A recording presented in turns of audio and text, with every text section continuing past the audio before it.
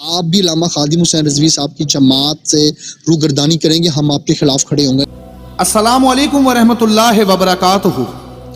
Social media के दोस्तों के लिए आज जो मैं पैगाम रिकॉर्ड करवाना चाहता हूँ, खासकर मेरा पैगाम आज तहरीक लब्बैक के तमाम कारकुनों के लिए, और हर कारकुन की जिम्मेदारी है कि वो तमाम लब्बैक के कारकुनों तक ये वीडियो जरूर पहुंचाए, और उन यूट्यूबर्स के लिए जो तहरीक लब्बैक का लिबादा ओढ़कर उनकी व्यूशिप लेकर पहले तहरीक लब्बैक के फेवर में बोलते हैं, फिर जब सब्सक्राइबर गेन हो जाते हैं, व्यूशिप गेन हो जाती है, फिर किसी भी बदमजहब के साथ, किसी भी मुखालिफ के साथ बैठकर ये कहते हैं कि जनाब हम कोई तहरीक लब्बैक के थोड़ी हैं, हम तो सिर्फ इस्लाम के लिए बात करते हैं, हमारा तो इस्लाम से ताल्लुक है। कहने वाले के बहुत से लोग ये भी कहते हैं कि जी ये तहरीक लब्बैक का काम नहीं कर रहे।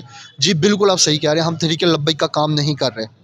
हम काम कर रहे हैं आप सल्लल्लाहु अलैहि वसल्लम का, हम काम कर रहे हैं मुसलमानों को जगाने का।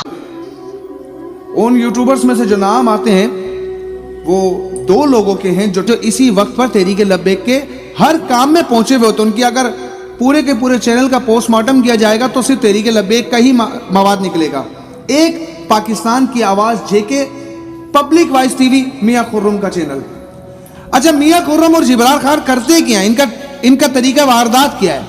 ये तरीका वारदात इस तरह है कि ये एक ही टॉपिक को बार बार बेचते हैं और एक दूसरे से अदला बदली करते हैं। वही मवाद, एक ही बंदे का इंटरव्यू दो लोग करते हैं, पहले मियां खुर्रम करेगा, फिर जिब्रार खान करेगा, फिर अलग अलग तरीके से उनको अपने चैनलों पर डाल दिया जाता है।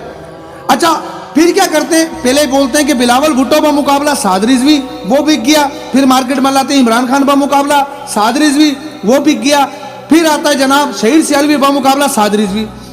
हालांकि अगर लब्बैक वाले सिर्फ उससे सादा सा सवाल करे, भाई मुकाबला किस चीज का है इन लोगों से, नहीं, वो सियासी जमातें मुकाबला करने के लिए हमेशा शख्सियतों के दरमियान मवाजना करना पड़ता है। साद रिजवी का मवाजना है ही नहीं किसी के साथ, तो किस चीज का मुकाबला? लेकिन तहरीक लब्बैक वालों को बेवकूफ बनाना है। उसके बाद एक ऑडियो लीक निकलती है, ऑडियो लीक के ऊपर जनाब ये इधर उधर भागते हैं, पहले साद रिजवी ऑडियो लीक, साद रिजवी ऑडियो लीक, उसका मौकफ साद रिजवी अच्छा।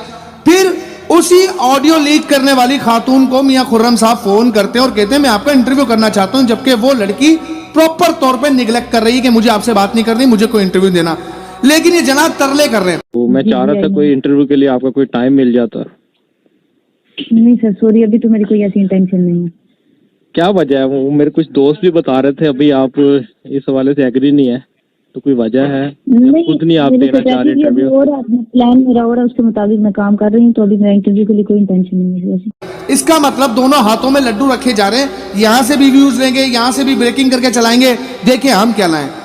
फिर कहते हैं जनाब पेट्रोल सस्ता हो गया, हमारी आवाज फला जगह तक पहुंच गई, हमारा चैनल। हालांकि देखा जाए तो 60,000 सब्सक्राइबरों का क्या चैनल होना है, लेकिन पागल हो चुके हैं, हजम नहीं हो रहा, जैसे पता नहीं कितने लाखों लोग इनको सुन रहे हैं। तो जनाब अब इन्होंने क्या करा, उसके बाद साद रिजवी कहीं से गुजर रहे थे, उनको देखा, उनसे वही सवाल 75 रुपए का नोट लिया है, उसको इतना बेचा कि लोगों के दिमाग में वो नक्शबंदी साहब का इमेज ऐसा बना दिया कि उन्होंने बड़ा गुनाह कर दिया और अब बस उसकी कोई माफी नहीं है।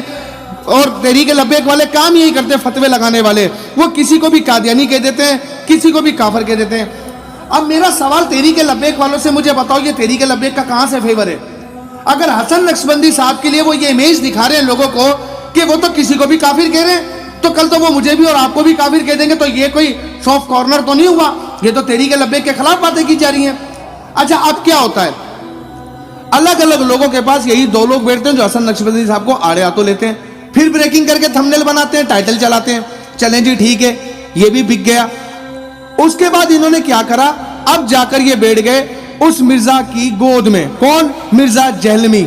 मैं जहलमी नहीं कह रहा, उसको छोड़ दें। वो इन्होंने अब 4 घंटे बाद जब इन्होंने हमारी पोस्ट को 10 घंटे गुजर गए, इन्हें पता चल गया कि काम होने वाला है, इन्होंने क्रॉस लगा के पूरा इंटरव्यू 1.5 घंटे का रिकॉर्ड करके क्लिप्स में डाला, अलग अलग तरीके से। मोनेटाइज चैनल है, लाजमी सी बात है, आप मोनेटाइज है, कमाएं, हम मना नहीं कर रहे, 10 लोग कर रहे काम, हमें क्या तकलीफ है? और लेकिन लब्बैक का नाम लेकर क्यों कर रहे हो ये काम? लब्बैक के लोगों को धोखा क्यों दे रहे हो? क्या पिछले दिनों में शहीद सियालवी ने काम नहीं किया? तुमने और शहीद सियालवी में क्या फर्क है, मुझे बताओ। उसने पॉलिटिकल जमात बनाई तहरीक लब्बैक का सहारा लेकर, उसने सुन्नियों का सहारा लेकर अपने आप को पॉपुलर किया।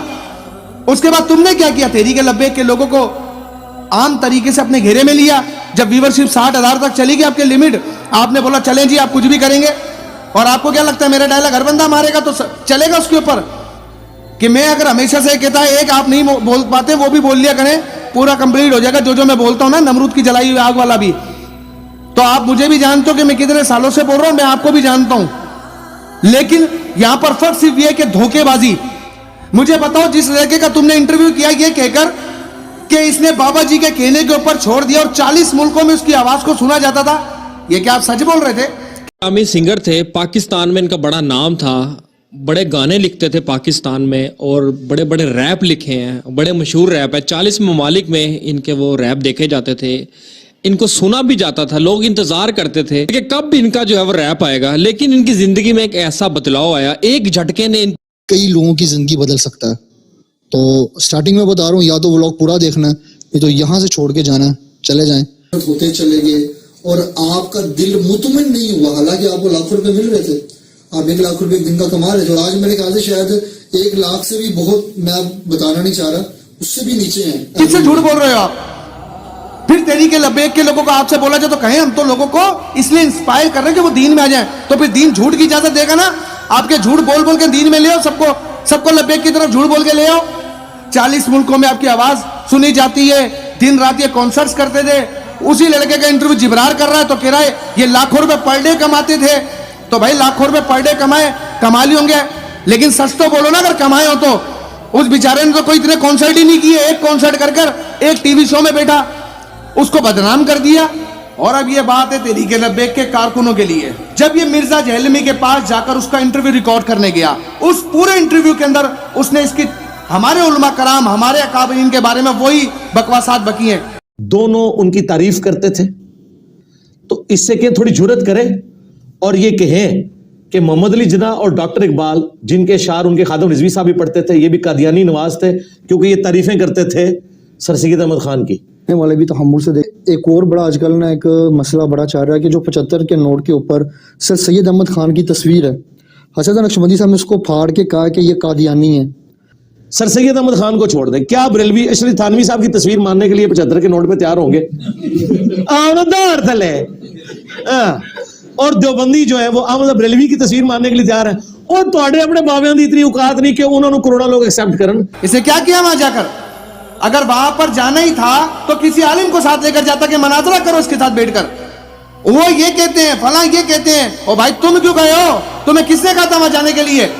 तुम्हें नहीं पता कि वो बाबा जी के लिए वो साथ, भाई ये तो खैर छोड़े, वो तो किसी वली को किसी को भी नहीं छोड़ पा रहा ना, वो तो तुम उसकी गोद में जाके बैठ गए।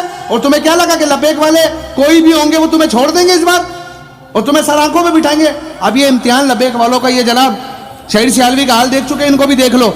उसके बाद ये भी फितना बन के खड़ोगे, कहेंगे हमने कब कहा था लब्बैक वालों से सपोर्ट के लिए, लेकिन पूरे चैनल का पोस्टमार्टम करोगे, लब्बैक के अलावा मवाद नहीं है।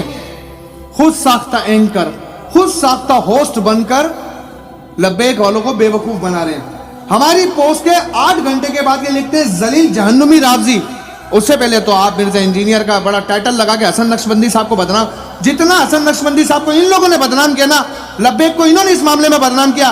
75 रुपए का नोट फाड़ा, 75 रुपए का नोट फाड़ा, किसी ने बदनाम नहीं किया। ये हर बंदे के पास जाकर एक ही सवाल कर रहे थे कि 75 रुपए का नोट क्यों फाड़ा? ओ भाई तुम्हारे घर से लेके फाड़ दिया ना। अगर कोई कर दिया काम, वही सवाल साद रिजवी से किया, 75 रुपए का नोट फाड़ा।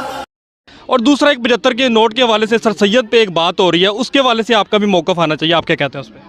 सर सैयद साहब के मौके पर जिन्होंने बात की, आप उनसे मौक़िफ़ लें, वो आपको जानदार तरीके से देंगे। दूसरी बात यह है कि ऑडियो के हवाले से तो वो कोई भी घर में बैठकर जो मर्जी बात कर दे, उसका जवाब थोड़ी होता है। मैदान की बात होती है ना, हम मैदान से कल गए हैं ना आज गए हैं, अल्हम्दुलिल्लाह खड़े हुए हैं और हुजूर की नामूस के लिए, ख़त्म नबूवत के लिए हम नहीं, हमारी आने वाली नस्लें भी कुर्बान हैं। मसला क्या है 75 रुपए के नोट के साथ तुम्हारा?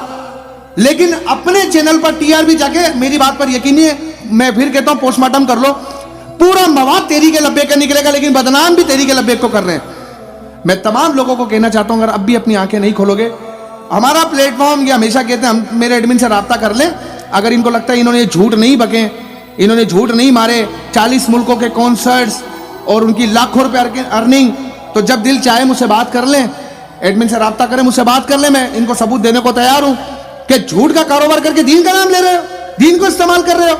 जो करना करो, 50 लोग करना नहीं आवाज उठा रहे, लेकिन मैंने पहले ही कहा था लब्बैक का नाम लेकर कोई भी हरकत ना करे। शहीद की सूरत में हम एक दर्द सह चुके हैं कि हमने इसको प्रमोट किया और ये हाल हुआ।